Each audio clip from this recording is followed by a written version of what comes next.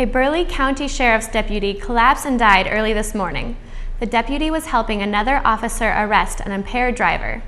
The deputy was pronounced dead at a hospital after collapsing shortly before 1 a.m. An autopsy is planned and the deputy was not immediately identified. Authorities were searching for a man reportedly involved in a gun incident yesterday. Cass County deputies say officers initially responded to a woman's report that a man with a handgun had forced her from her vehicle. Authorities' search for the man led them to a cornfield north of Fargo. A SWAT team and a Border Patrol helicopter were called in, and temperature sensing devices were used in an attempt to find the man. There is no further report yet regarding the situation. A complaint by the American Crystal Sugar Union workers was rejected today by the National Labor Relations Board. The complaint said American Crystal Sugar failed to negotiate in good faith. Currently, about 1,300 union workers have been locked out of 5 of that company's sugar plants in Minnesota, North Dakota, and Iowa. A regional director for the Labor Board says the union failed to show the sugar company violated the National Labor Relations Act and that the company made significant concessions after bargaining began. The commissioner of the Future Conference of the University of North Dakota made some remarks today regarding the school's controversial nickname. Big Sky Conference Commissioner Doug Fullerton says UND could become marginalized if the issue drags on, and that UND might also be of less use to the league.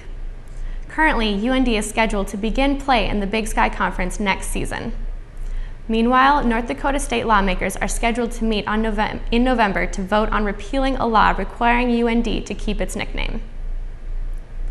The burning of natural gas by oil companies in North Dakota is coming under scrutiny.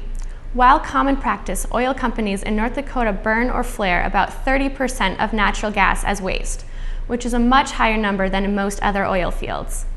The natural gas flared spews about 100 million cubic feet of natural gas, which is enough energy to heat 500,000 homes for a day. While environmentalists are alarmed by these numbers, the oil companies say the cost and hassle is too high to put in a pipeline in order to bring the gas to market. The chief of United States Immigration and Customs Enforcement in South Florida has pleaded not guilty to charges of child pornography. Chief Anthony Mangini entered his plea today. In April, federal investigators searched Mangini's home and found child pornography images on his computer. Mangini has been on paid administration leave since then. Neither ICE nor Justice Department officials provided comment regarding the ordeal. Officials of the new Libyan government say former Libyan dictator Colonel Muammar el-Gaddafi and 2 of his sons have taken refuge near the Algerian border. Colonel Gaddafi is reported to be under the protection of the Tuaregs, which is a nomadic tribe that roams the Sahara Desert. Meanwhile, fighting continues in the Libyan towns of Bani Walid and Sirte, which has frustrated the new Libyan government. And now switching gears a little bit, let's turn to weather. And here to report on that is Jessica Gulseth. Jessica? Thanks, Carlotta. Well, today was warmer than anticipated here in Jamestown. We saw a high of 85 degrees. Tonight, of course, the temp will drop down like a roller coaster. Not too cold, though, with the temperature being around 47 degrees. Tomorrow, the sun will shine and raise the mercury levels to about 64 degrees. Tomorrow night will be a little chilly with a low around 36. Friday should be clear and sunny again with a high in the low 60s. Saturday, though, we will see temperatures jump up more than 10 degrees as the high will be in the low 70s. Sunday could be a good day to have a picnic. It will be beautiful and sunny with a high near 73 degrees. And Monday starts off next week well with a high also in the low 70s. As for the rest of the week, it looks like it will continue to be dry and fairly warm here in Jamestown, so enjoy it. Back to you now, Carlotta. Thank you, Jessica. The Jimmy men's golf team finished first in yesterday's final golf match of the year, the Viking Invitational. Brad Quast and Tommy Rockus finished first and second individually for the Jimmy men's team. On the women's side, the Jimmies finished second out of 3.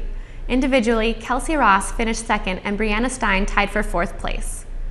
Volleyball played tonight against Dickinson State University. The Jimmies entered the match with a 10-7 overall record and a 1-1 conference record.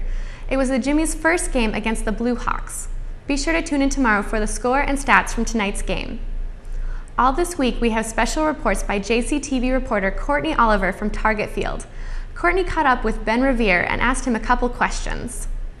You played in your first Major League game almost a year ago exactly. Being called up with the Twins in first place and now being a completely different place, how does that make you feel being needed in such a important position last year? You know, it was really a lot of fun. You know, come up here, you know, of course, we're first place, try and clinch, and you know, luckily we did. So, you know, this is a good feeling to be a part of something like that, and you know, have a celebration. All the Twins fans singing after, celebrating with us. Now, like this year, you know, it's just I think I'm growing up a lot more than I was last year, and I learned the game a lot more. Like you said, we are in a different position. You know, we got a lot of guys hurt. And it's tough on our guys, you know, tough on our pitching, tough on our hitting, tough on our coaches, you know. Everybody's asking questions why, but, you know, that's just part of the game. But, you know, it's just got to keep our heads up. You know, we only got 2 more games. You know, we're still going to play 110%. Being such a young guy in the team, how does it feel you having to carry the team rather than Joe Mauer or Justin Morneau? It's kind of fun, you know, just you know, hopefully this is a signing that what may come in the future. You know, it's just hopefully I could be with the Twins, you know, the rest of my career. You know, hopefully they could look at me as a veteran guy and leadership, because I want to become that. You know, I've been doing that since high school, and that's the way I was raised and born to be. So, you know, it's a lot of fun. You know, just watch all these guys, and they have to look up to me and stuff, and hopefully I'll show them the best.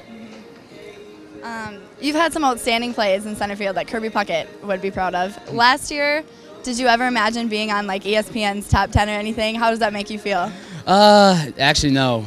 It's just I think last year I was terrified when I was in the outfield, and then this year, like I said, I've grown up a lot more, and it's just preparing myself. And you know, it's just I never imagined it. You know, it's kind of funny. You know, your parents calling you, some of your buddies calling you, and it's just a good feeling, you know. It's just, but my main thing is to, you know, just try and have my pitchers out. Just, you know, defense is #1 thing for me, and of course you always want to hit. You know, that's the main thing. But you know, if you're a good defensive player, then coaches see that, scouts see that, and you know, you can stay in this game a long time. How hard did you have to work in the minor leagues and growing up to get into the position where you are today? A lot. You know, it's grind. You know, it's nothing like this here. I mean, fields are bad, traveling is horrible. You know, food is nasty, you know, and your living is not the greatest. You know, it's a lot of work, but, I mean, some guys can make it because they put it hard. You know, it's just I'm not going back down from this. You know, it's my dream to be up here. So, and my dad keep telling me, you know, just never doubt yourself, and you know, give you 110%, and you will make up there. And I think in putting God's plans, it's because He got a plan for you. So I should believe that every day, and luckily it happened so well. Well, thank you very much. Thank you. Thank you. Thank you for joining me tonight, Jamestown. Here at JCTV, it's always our pleasure to connect the campus with the community. I'm Carlotta Rasmussen. Good night.